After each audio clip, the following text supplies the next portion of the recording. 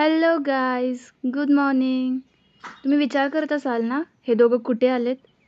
आम्ही आलो आहे आमच्या घरी. यात्रा स्पेशल. आमच्या गावची यात्रा होऊन गेली, मग आम्ही घरी पाहुणचार ठेवला आहे. त्याच्यासाठी आम्ही आलो आहे. कवठेपिरांची यात्रा. यात्रा म्हणजे उरूस, कवठेपिरांचा उरूस. तर घरी पाहुणचार ठेवला आहे. चला तर मग बघूयात काय काय धमाल करतोय, गावाकडची गंमत. यात्रा म्हटलं ना, अशी एक वेगळीच एनर्जी येते शरीरात. म्हणजे असं उत्साह, लोक आपल्याकडे येणार, खूप लोकांच्या भेटी होणार आणि ते एक विचार करून ना असं खूप चांगलं वाटतं. म्हणजे आपले सगळे पाहुणे आपल्या घरी येणार, आपल्याकडे जेवण करणार, आपण त्यांच्याशी खूप छान गप्पा मारणार. आजकाल कसं झालंय ना, जॉबमुळे बाहेर राहणं होतं, त्याच्यामुळे लोकांशी आम्ही भेटतो लोकांना, पण तेवढं भेटणं होत नाही जेवढं आम्ही शाळेत होतो, सगळ्यांना भेटायचो. कधी कधी घरातला गोंधळ पण किती आनंद देतो ना. बघा ना, एवढी सगळी धावपळ सुरू आहे, तरी पण सगळ्यांच्या चेहऱ्यावरती एक हास्य असतं. यात्रेच्या काळात रंगीत दुकाने, खेळणी, खाद्यपदार्थ आणि पारंपरिक कार्यक्रम यामुळे संपूर्ण गाव उत्साहाने भरून जातं. आधीच्या काळात मोबाईल नव्हते, त्याच्यामुळे लोक ह्याच्यामध्ये टाईम स्पेंड करायचे. यात्रा असली की सगळं गाव एकत्र येऊन सगळ्यांशी गप्पा मारणं, पारंपरिक कार्यक्रमामध्ये सहभागी होणं. पण आता कसं झालं आहे, सगळ्यांकडे फोन आलेत. फोनमुळे तो पारंपरिक कार्यक्रम बघायला जातात, पण त्याच्यामध्ये तेवढी इन्व्हॉल्वमेंट नसते. त्यामुळे यात्रेचं प्रमाण खूप कमी झालं आहे. पण जे अजूनही सगळा गाव विचार करून निर्णय घेतो की नाही, यात्रा झालीच पाहिजे. जसे की आता माझ्या गावची यात्रा आधी नव्हती, पण आता यात्रा सुरू झाली आहे माझ्या गावची पण. आत्ताच रिसेंटली मी माझ्या गावच्या यात्रेला पण जाऊन आली आहे.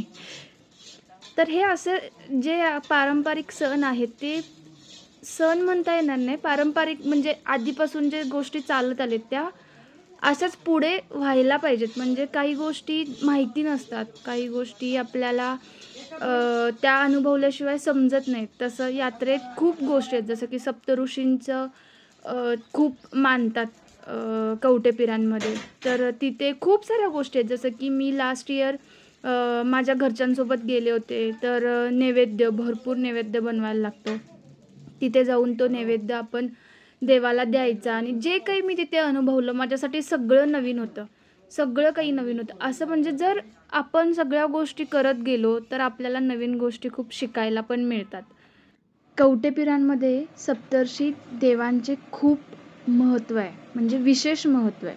सप्तर्षी म्हणजे 7 महान ऋषी, जे ज्ञान, तपश्चर्या आणि संस्कृतीचे प्रतीक मानले जातात. गावात त्यांची पूजा केली जाते आणि त्यांच्याशी संबंधित परंपरा पाळल्या जातात. ते मंदिर इतकं सुंदर आहे ना, नदीच्या काठावर बसलेलं आहे. दुपारच्या वेळेत म्हणजे यात्रेसाठी तर तिथे गर्दी असते, पण इतर दिवशी म्हणजे तुम्ही जर कधी दुपारी गेलात, तिथलं वातावरण इतकं प्रसन्न, असं वाटतं तिथून हलूच नये. शांत नदीकाठी मंदिराकडे बघत बसावं. मोठं चिंचेचं, आता मला आठवत नाहीये, पण चिंचेची खूप मोठी मोठी झाड आहेत, भरपूर झाड आहेत. असा तो दुपारचा सुटलेला गार वारा. मंदिरात गेल्यावर तिथं नेहमीच प्रसन्न वाटतं आपल्याला, पण तिथे एक वेगळी शांतता जाणवली मला. म्हणजे असं आतून असं आलं की अरे वा, मस्त, अजून इथे बसून राहावं आपल्याला. तो अनुभव ना, कोणत्याही मंदिरात गेलं की तो अनुभव आपल्याला येतोच येतो. तसं मला झालं होतं जेव्हा मी, तो तर दिवस यात्रेचा होता, पण असं झालं की नाही, अजून थोडा वेळ बसूयात.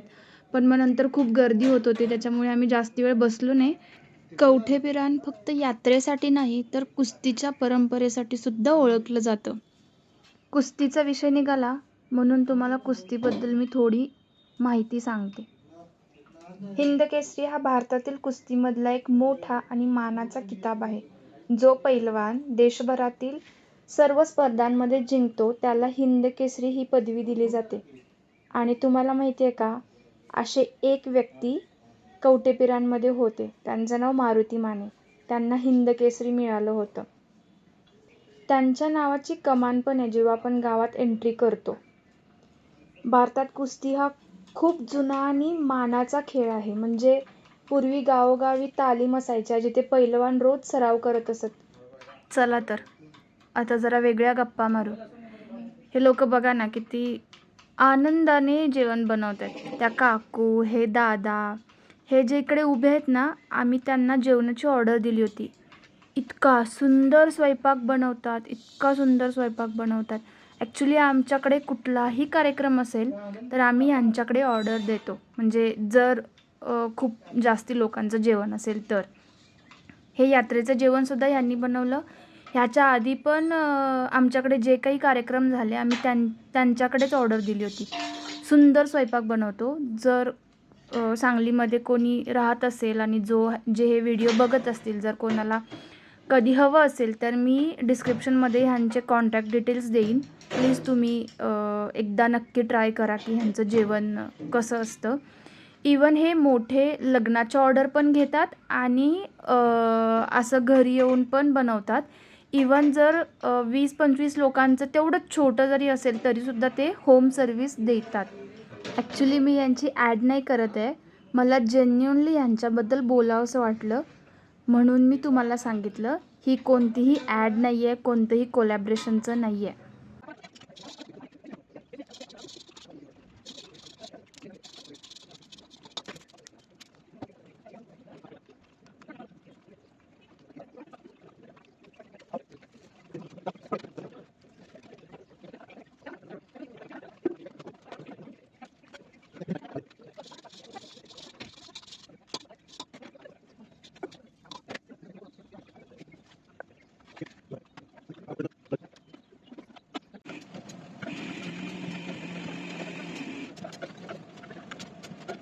आत्ता सगळे पाहुणे जेवायला बसत आहेत.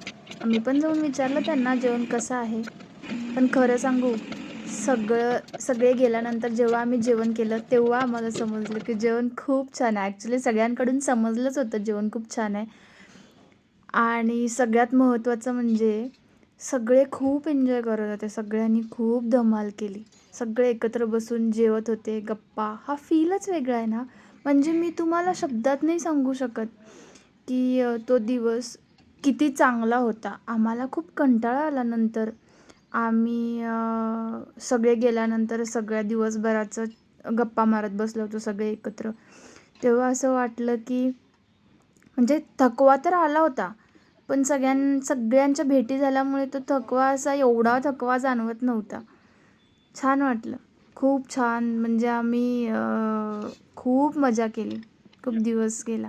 आणि हे सगळं जेवण जे तुम्हाला दिसतंय, जे डिस्प्ले होतंय, तसं बघून तुमच्या तोंडात पाणी सुटलं असेल ना, या मग जेवायला. येताय ना? यायच्या आधी आम्हाला कळवा, म्हणजे आम्हाला बनवायला बरं. कारण हे जेवण झालंय आता खाऊन.